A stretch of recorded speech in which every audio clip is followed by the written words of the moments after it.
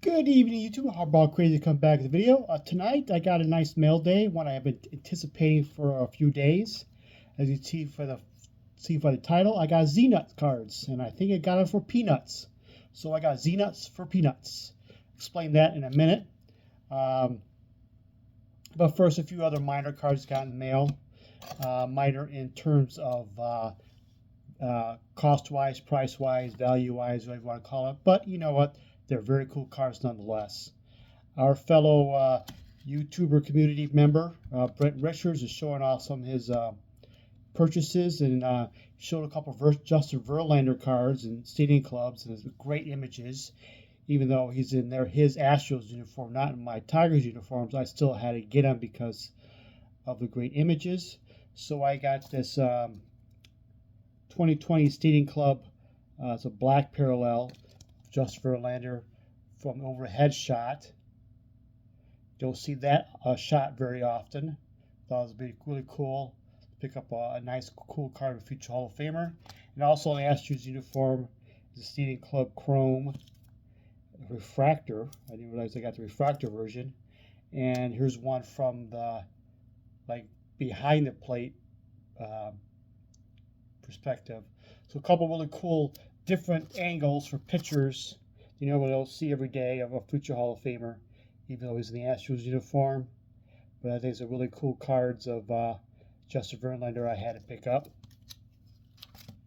Usually I have my rule is when I have a Whitaker card or a Trammell card, I must have the other card that's a set because they go to tandems. They're the longest tenured teammates of all time, and obviously the longest Keystone combination of all time.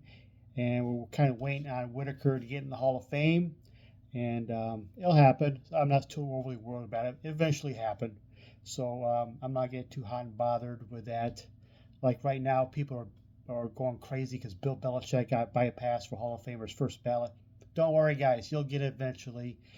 If the Hall of Fame members are being petty about his Patriots and cheating the years before and stuff, that's his punishment. So be it. Who cares if it's a first ballot, 2 ballot, 5 ballot? No one cares. Does it designate in the Hall of Fame? Which ballot number you are, how you got in, you're in the Hall of Fame. People get their panties in a bunch too much about how they get in. They're going to get in. Don't worry about it. They're going to get in. It's like, stop worrying about petty things. Anyways, I digress. The second longest tenured Keystone combination and possible future Hall of Fame mates. One was more likely than the other, and I think the other was a very good candidate. At the very worst, he's a Hall of Very Gooder. Is Chase Utley and Jimmy Rollins. I had this Jimmy Rollins card. I've always loved this. How should I say? Subset. 2000 Upper Deck Timeline. If you're not familiar, 2000 Upper Deck. They made a set. Within the set, they have different photo designs of previous Upper Deck cards, and one of the subsets is the 1994 Upper Deck All-Time Greats. I always like the design of it. So again, modern day players of an all-time great set have an old-time theme looking card. I think this is awesome. I had this Jimmy Rollins, so I got in mail today the Chase Utley to go with it. I think these two cards go awesome together. Two possible future Hall of Famers. Regardless, two all-time Hall of Very Goods. And I think these two cards go well together. I always see a card from this Upper Deck all-time greats set from this Upper Deck timeline. I always usually pick it up with a star player, a future Hall of Famer.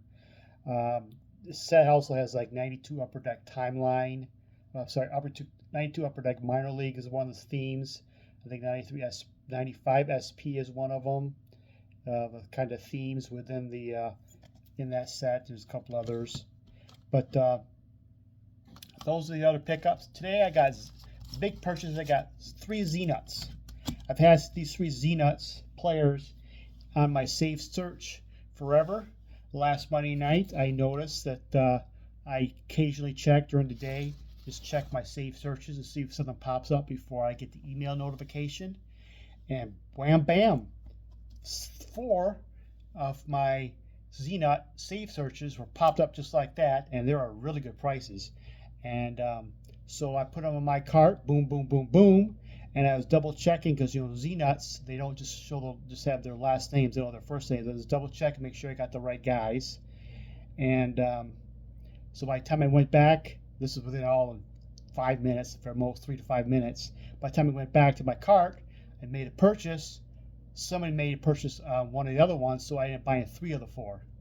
I did not get a Zeenut of Earl Webb. If you don't know who Earl Webb is, he's actually the Major League record holder for the most doubles in a single season, and he doesn't really have much playing days cards, and any Major League cards of him, there's like 1 or 2, like it's a batter up card with somebody else. I want a solo card of him. There might be a Gowdy or Exhibit 4 and 1 with him on it, but I want a solo card of him, because I'm kind of anal about that. And so somebody bought that one, so I didn't get that, but I got 3 other ones that have been on my saved search list. The first one is one thing about Zeenuts is they are rarely come up of a player you want, so you also find them in a beater condition. So these are a couple of these are really designated as poor condition. One is a good condition. I think the best of the 3 players I got is good, so I kind of got lucky there. But if you're waiting for a stellar condition card in a Zeenut, you're gonna be waiting forever. You might be bypassing the only opportunity of picking up the card. So I'm not too worried about condition wise unless you just can't recognize the card or the player. So the first player I want to pick up is the first pro card, 1941. Make sure I got the right one here first. Of I think it's from 1928 of Dolph Camilli. The only other Dolph Camilli card I had previous, it was a Playing Days card, but I have his 1961 Fleer signed card of him, PSA DNA'd. Kind of ballpark, I don't know if you can see it, signed. But Dolph Camilli was one of the top sluggers of the era. He's not a Hall of Famer, but he was a top home run hitter, first baseman. He struck out quite a bit, kind of had his time there. And he was the 1941 MVP of the Brooklyn Dodgers when they finally won the pennant in 1941 after years of being terrible teams. So I got the first pro card of Dolph Camilli. Blank box, of course. So that was one on my save search list, having a Dolph Camilli Zeenuts card, especially his first pro one. And this guy I really wanted on my first pro card of him. I think he should be a Hall of Famer, but he isn't. But he's a great player, and this is my only previous card of him. I want to get more cards of him. There's a 34 Gowdy rookie card of Bob Johnson. He's affectionately known as Indian Bob Johnson. He's Cherokee Indian. To distinguish himself from other Bob Johnsons, they called him Indian Bob Johnson. And great player, amazing stats. And I got his first pro card, 1930, when he was playing for the Portland in the PCL. Right there. There's a great looking copy of it. First pro card, first minor league card of Indian Bob Johnson. One thing about the PCL back in these Zeenut cards were just from like 1911 and 1938 or so. That's when they distributed. They're all from PCL, Pacific Coast League. The PCL before westward expansion in the major leagues was considered like the third major league. A lot of top players played out there, and even some could have played in the major leagues, but just decided to play in the PCL because their salary is just as good, and they were closer to home. So you got some really good players in the PCL and a lot of stars, but a lot of them did play in the major leagues. That's the ultimate dream. And I got the first pro card of Indian Bob Johnson when he played the PCL. Very happy to add that to my Bob Johnson collection. One of my favorite non-Hall of Fame pre-war players to collect, along with a few others. And this player was on my radar. He's also on my saved search list. He played very briefly in the major leagues. I think his only playing days card in the MLB card is like a 36 Gaudy wide pin, I think it is.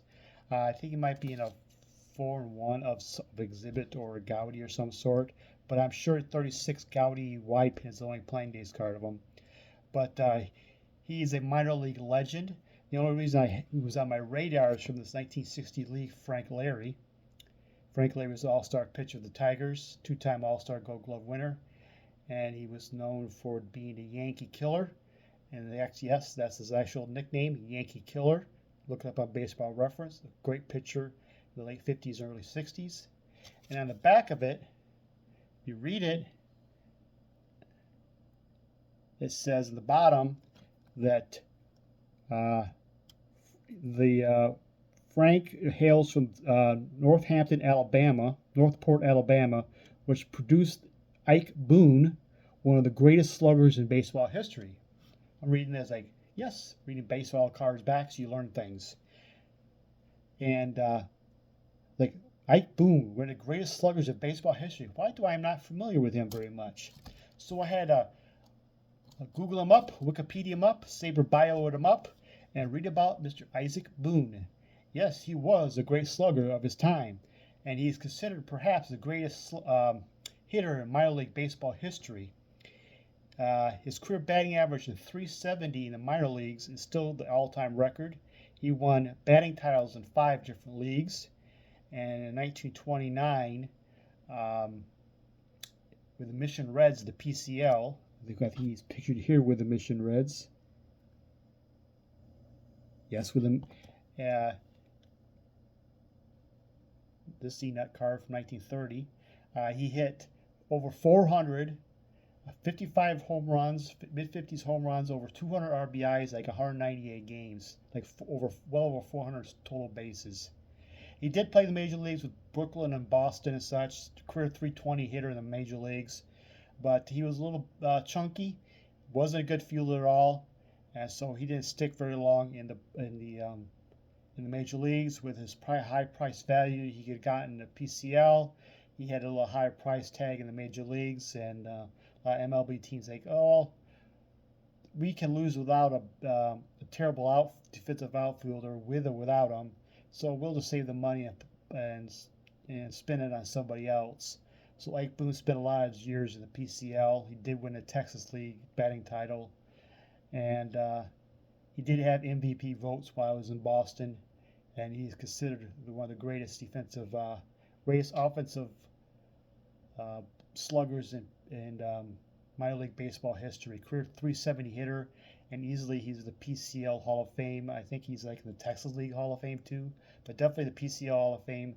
So I had to add Ike Boone to my PC to represent part of baseball history, PCL greats. And that is my mail day. 3 Zeenuts for peanuts. Where's my third one go? And I think I got all 3 of these together for like 67, 70 bucks. So 20, 30 bucks a piece for 3 of them. And I think it's a very good price for having minor league legend, should be Hall of Famer, one of the all-time sluggers of the era, and a former Major League MVP's first pro cards. Having those guys, Zeenut cards, I think is a great deal. And thank you for watching. Have a good night.